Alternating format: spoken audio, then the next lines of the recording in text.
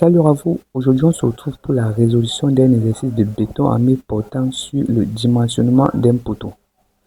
Alors ici on nous demande de déterminer les armatures d'un poteau situé à l'intérieur d'un étage et soumis à un effort normal de compression centré composé de G est égal à 368 kN et Q est égal à 148 kN. À l'évidence, nous avons beaucoup de données, à savoir la longueur de flambement qui a été donnée par sa formule. LF est égal à 0,70 fois L0 avec L0 est égal à 4 mètres. Donc ici, ce qu'on demande de faire en fait, c'est de déterminer la section d'acier à utiliser dans ce poteau pour qu'il puisse résister à la compression. Donc ensemble, nous allons résoudre cet exercice et si à la fin, vous avez des incompréhensions, je vous prierai de vous diriger vers la section commentaires pour que je puisse répondre à ces préoccupations-là. Donc, soyez attentifs. Let's go.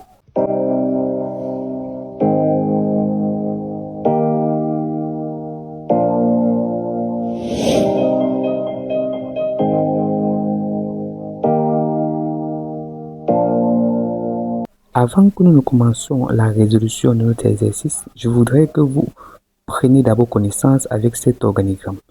Si possible, il faudra faire une capture d'écran ou voir l'enregistrer parce que nous allons l'utiliser pendant tout l'exercice. Pourquoi nous allons l'utiliser? Parce que toutes les formules que nous aurons à employer lors de la résolution de notre problème, nous le prendrons dans cet organigramme-ci dans un ordre décroissant, c'est-à-dire du haut vers le bas. Je rappelle que notre poteau a une forme carrée, car sur l'organigramme, vous voyez, nous avons deux types de poteaux, à savoir ceux qui sont circulaires et ceux qui sont rectangulaires. Donc, enregistrez cet organigramme et nous pouvons commencer la résolution de notre exercice. Nous commençons par la détermination de NU. C'est quoi NU concrètement? NU représente l'effort ultime. Et donc, il est donné par la formule NU est égal à 1,35 G plus 1,5 Q. G représente l'entièreté des charges permanentes. Et Q représente l'entièreté des charges d'exploitation. C'est quoi une charge permanente? C'est quoi une charge d'exploitation? La charge permanente, c'est une charge qui est constamment là, c'est-à-dire elle ne bouge littéralement jamais. Alors que la charge d'exploitation peut être une charge qui varie. C'est-à-dire, ça peut être ton poids, ça peut être le poids d'un canapé qu'à tout moment on peut déplacer. Donc, comme donné dans l'exercice, nous avons G qui est de 36 800 décanewtons. Je les ai convertis mes données en décanewtons, mais vous n'êtes pas obligé de le faire. Et donc, après cette étape-là, nous passons directement à la détermination de lambda, qui est l'élancement réduit. Donc, lambda est égal à max entre 2 racines carrées de 3 divisé par b multiplié par LF. Et en bas, nous avons 2 racines de 3 divisé par a multiplié par LF. LF ici représente la longueur de flambement. La longueur de flambement qui lui a été donnée par la formule 0,70 multiplié par la longueur initiale. Vous pouvez aller consulter l'organigramme. D'ailleurs, vous affichez ça à l'écran. 0,70, pourquoi? Je sais que vous avez pour habitude de voir 0,5, mais il faut savoir que lorsque nous sommes en présence d'un seul encastrement ou pour un poteau d'étage, car il est juste encastré à un point, la longueur de flambement, le coefficient de flambement est pris à 0,7. Lorsque nous avons un double encastrement pour un poteau au rez-de-chaussée, la longueur, le coefficient de flambement, il est pris à 0,5. Et donc, dans notre cas, nous trouvons l'élancement réduit est égal, et lambda est égal à 48,50, car c'est la plus grande valeur entre celles trouvées. À cette étape de l'exercice, j'ai tenu à mettre l'organigramme de ce côté-ci, histoire d'éviter les égarements. Alors, maintenant que nous avons calculé la valeur de l'élancement réduit lambda, nous pouvons donc passer à la détermination du coefficient de réduction alpha. Mais avant d'arriver à la détermination de la valeur de ce coefficient de réduction, nous devons procéder à plusieurs vérifications. Je tiens à rappeler qu'à cette étape de l'exercice, nous nous trouvons à ce niveau dans notre organigramme. Donc, La première vérification à faire est celle de comparer la valeur de lambda trouvée à 70. Évidemment, nous constatons dans notre exercice que lambda est bel et bien inférieur à 70. Donc, nous suivons ce côté-ci là. Nous pouvons continuer notre exercice. Donc, la deuxième vérification à faire, c'est de vérifier encore une fois que cette valeur est inférieure à 50. Si oui, alors nous avons si oui ou sinon, nous avons deux options. Donc, dans notre cas, oui, elle est bien et bien inférieure à 50. Donc, nous constatons que l'organigramme nous demande de prendre comme alpha est égal à 0,85 divisé par 1 plus 0,2 facteur de gamma divisé par 35, le tout au carré. Donc, après l'application numérique, nous trouvons alpha est égal à 0,617.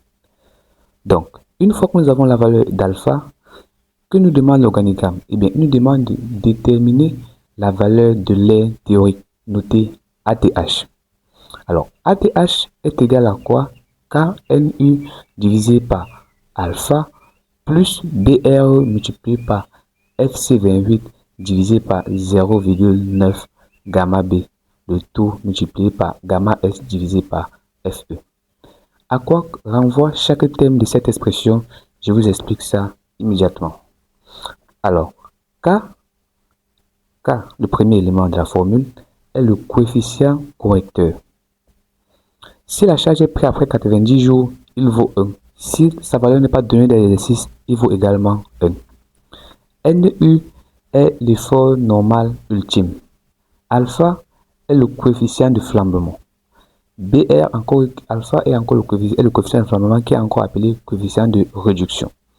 BR est la section réduite du béton, qui se calcule d'ailleurs par la formule A-2 facteur de B-2. FC28 est la résistance du béton à 28 jours, qui est d'ailleurs donnée par sa donnée ici dans l'exercice est de 240 bars. YB est le coefficient de sécurité du béton. YB est le coefficient de sécurité du béton, qui vaut 1,50. Gamma S est le coefficient de sécurité de l'acier, qui d'ailleurs, gamma S est le coefficient de sécurité de l'acier, qui d'ailleurs vaut 1,15, mais dans le cas de notre exercice, vous allez constater que nous avons pris 1,75. Je vous explique pourquoi. Eh bien, en général, l'acier, quand on prend 1,15, c'est parce que nous sommes en flexion ou en traction. Mais vu que ici, nous sommes en présence d'une compression et nous savons que l'acier ne résiste pas très bien à la compression, donc du coup, il faut le prendre dans une condition que je qualifierais de spéciale. Donc, nous prenons 1,75. C'est là-bas qu'il le dit. Nous continuons. FE représente la limite d'élasticité de l'acier, qui vaut 4000 bars, à savoir 400 mégapascales. Donc ici, nous avons le calcul de l'entièreté de nos différentes données de la formule. Et donc, nous trouvons BR qui est la section réduite du poteau est égale à 504 cm². Et donc, en application numérique, ATH qui est l'aire théorique est de 7,90 cm². Bon, une fois que nous avons l'aire théorique, nous pouvons donc calculer l'aire minimale.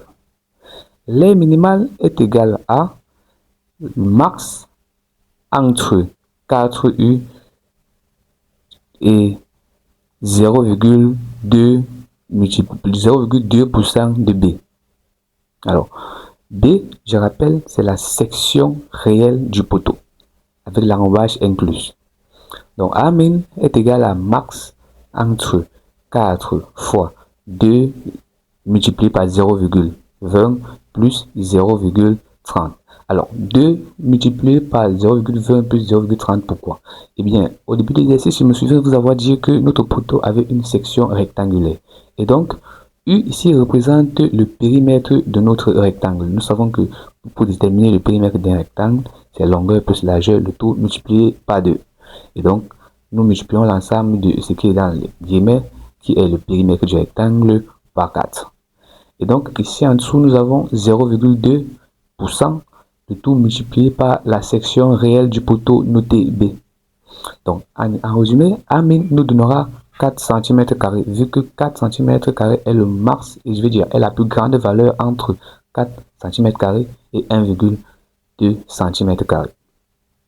Donc, une fois que nous avons cette valeur de A min, nous pouvons donc passer à la comparaison de l'aire théorique noté ATH et de l'aire minimale noté A min.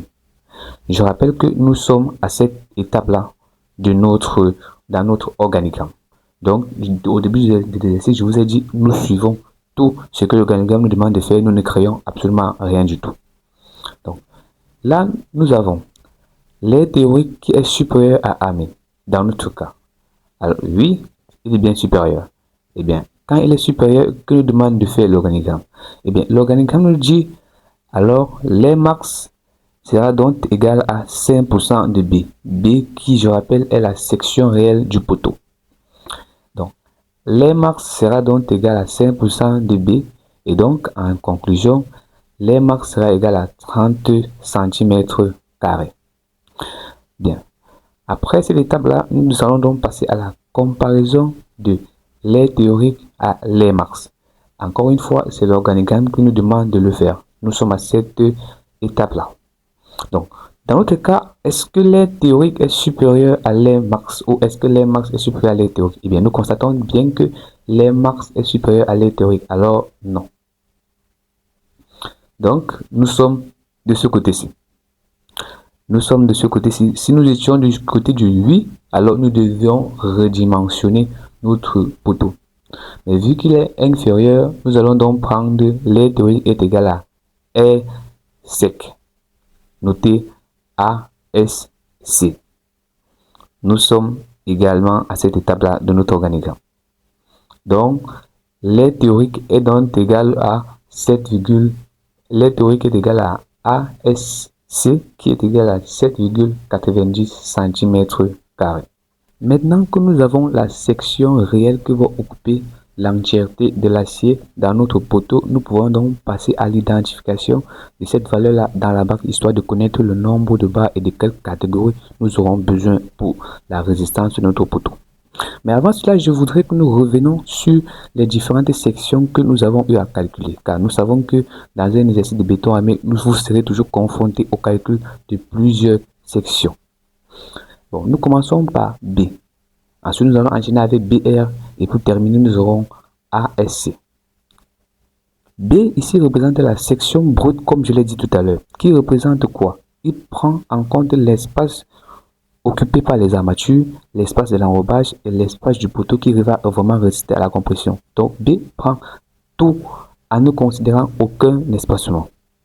C'est pour ça que vous voyez, il est calculé par 20 multiplié par 30. C'est-à-dire longueur fois largeur. Maintenant, BR, comme je l'ai dit également tout à l'heure, ça représente la section réduite du poteau. Pourquoi la section réduite? Eh bien, parce que c'est calculé grâce à la formule A-2 multiplié par B-2.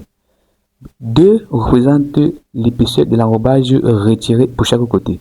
Pourquoi on retire cet enrobage? Eh bien, parce qu'on considère que l'enrobage est juste un élément de recouvrement et donc à aucun moment il ne pourra résister à la compression car il est considéré comme étant beaucoup trop fragile.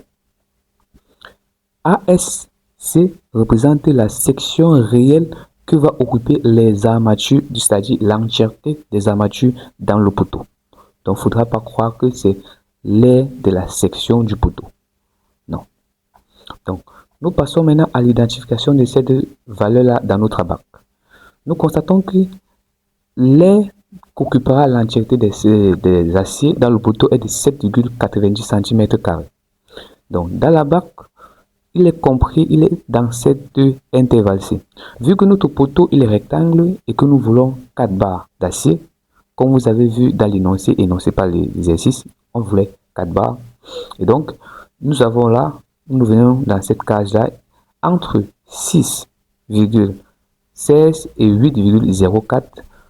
Vous prenez la plus grande valeur, celle vers qui la valeur que vous avez trouvée ici en dessous se rapproche le plus. Nous voyons qu'elle se rapproche le plus de 8,04. Si nous étions peut-être à 6,5, nous aurons pris les barres de 14. Donc, nous constatons que pour cette valeur-là, nous aurons les barres de fer de 16 mm, à savoir 4 barres. Au terme de l'analyse de la bac, nous pouvons constater que nous devons utiliser 4 barres d'acier de diamètre 16 mm.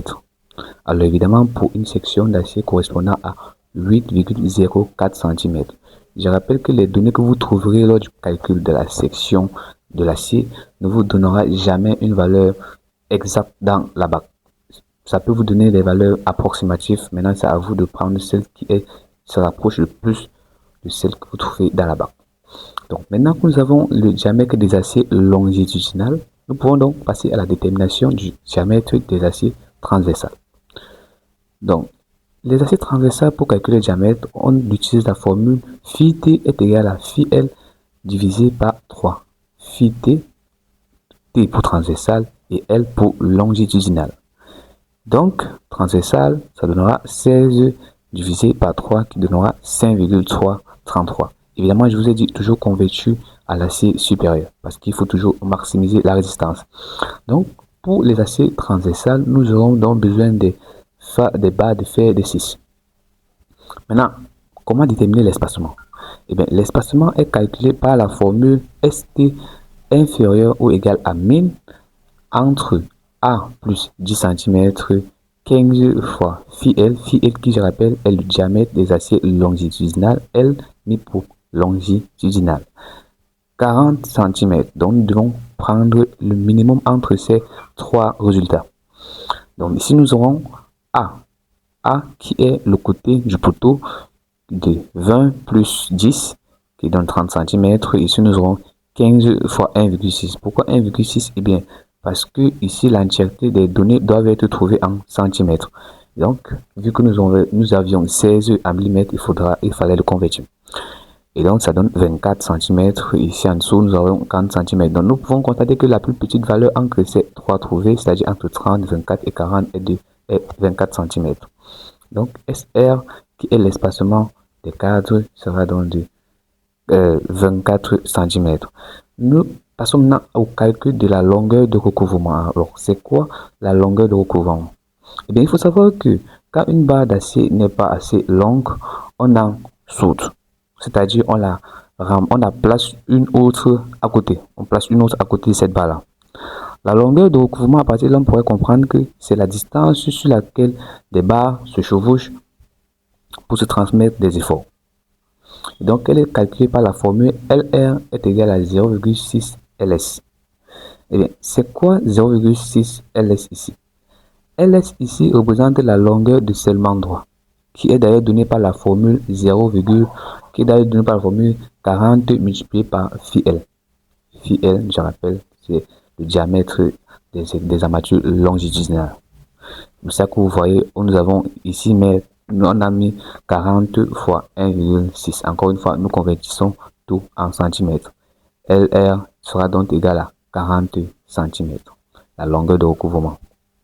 Donc, nombre de cadres au droit du recouvrement, c'est quoi? Eh bien, il faudra bien que nous puissions arrêter cette longueur de recouvrement là. Et donc, on calcule par la formule N est supérieur ou égal à LR divisé par ST plus 1. Et bien, à la fin, nous trouvons que c'est 3 barres qu'il faudra utiliser. Et là en dessous, vous pourrez constater que nous avons donc finalement le schéma de notre exercice. À savoir, pour les aciers longitudinales, comme je l'ai dit tout à l'heure, vous aurez besoin de 4 barres de 16. Ils sont bien disposés de part et d'autre de notre poteau. 4 barres de fer de 16. Et pour les aciers transversales, vous aurez besoin des barres d'acier de 6 espacées de 24 cm chacun. Donc, nous voilà à la fin de la résolution de notre exercice. Si vous avez des incompréhensions, comme je l'ai dit au début, dirigez-vous vers la section commentaires, histoire que je puisse y remédier à cela. Si vous êtes nouveau sur ma page, je vous invite à vous abonner, à liker et surtout à partager cette vidéo car elle pourra aider un de vos proches qui fait aussi dans le BTP. Donc à la prochaine pour une nouvelle vidéo.